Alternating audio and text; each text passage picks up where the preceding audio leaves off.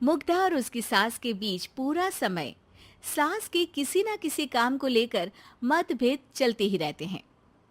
बहू, ओ बहू, जरा चाय बना दे। मुग्धा चाय लेकर आती है। ये लीजिए, और कुछ चाहिए? अरे नहीं, बस चाय पीने का मन था। जाओ, तुम दूसरा काम करो। चाय पीने के थोड़ी देर बाद सास दोबारा मुग्धा को आवाज लगाती है। अरे बहू रे, आओ बहू, जरा हलवा तो बना दे, मीठा खाने को मन हो रहा है।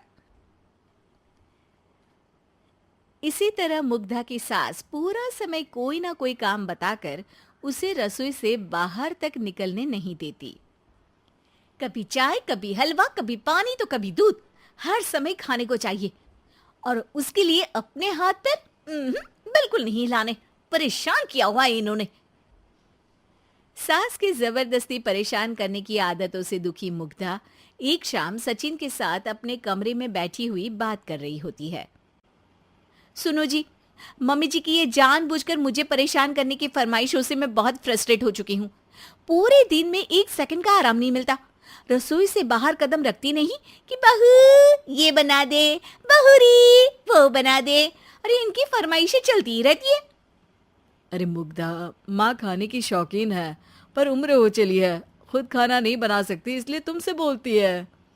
अरे तो शौक भी उम्र देख कर रखने चाहिए ना। समझ में नहीं आता, हर समय फेविकॉल का जोड़ लगाए सोफे से चिपकी बैठी रहती है। इतना सब डाइजेस्ट कैसे हो जाता है उन्हें? अरे तुम मेरी माँ से इतनी नफरत कैसे कर सकती हो? मैं उनसे नफरत नहीं करती जी, बस परेशान हूँ।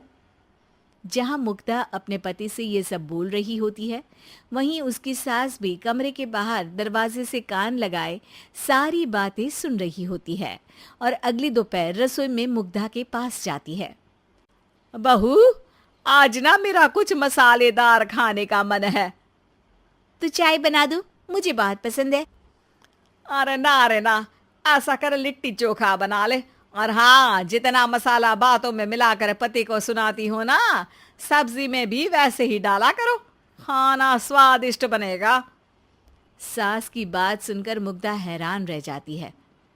मतलब अब पूरा समय मुझ पर हुक्म चलाने के साथ बंद कमरे में हुई पति पत्नी की बीच की बातें भी सुनती है? अरे बात जब मेरी थी तो सुनने में क्या दिक्कत है? ये कहकर सास वहां से चली जाती है। अरे अब तो हद पार हो गई। इस तरह से तो ये मेरा जीना मुश्किल कर देंगी।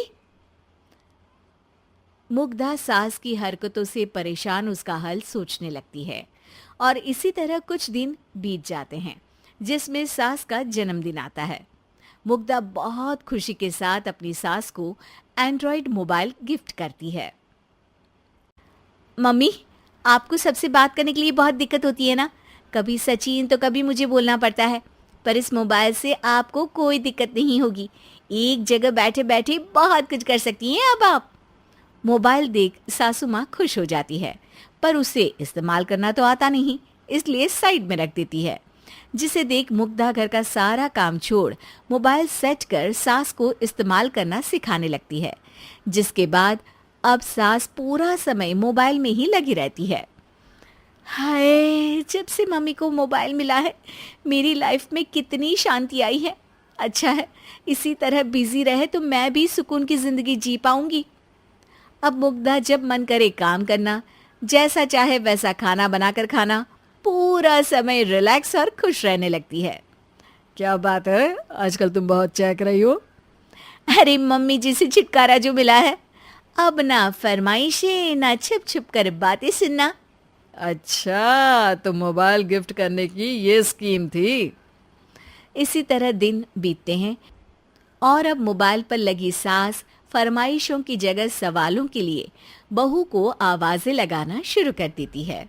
अरे बहू, सुन तो, देख जरा किसी का फोन क्यों नहीं मिल रहा? रिचार्ज खत्म हो गया है, पर अभी 4 दिन पहले ही तो मैंने किया था। इतनी जल्दी कैसे खत्म हो गया? अरे मैंने कल तेरी कनाडा वाली मौसी सास से 3 घंटे बात की थी ना। क्या? इतना महंगा तो मोबाइल भी नहीं आया जितना महंगा इसका रिचार्ज पड़ रहा है। इसके बाद तो जैसे मुग्धा के दिन के 24 घंटे में से 20 घंटे सास के पास उनके मोबाइल रिलेटेड प्रॉब्लम सॉल्व करने की ड्यूटी ही बन जाती है। अरे मुग्धा, ये मोबाइल में अचानक तेरी मौसी सास की शक्ल क्यों दिखने लगी?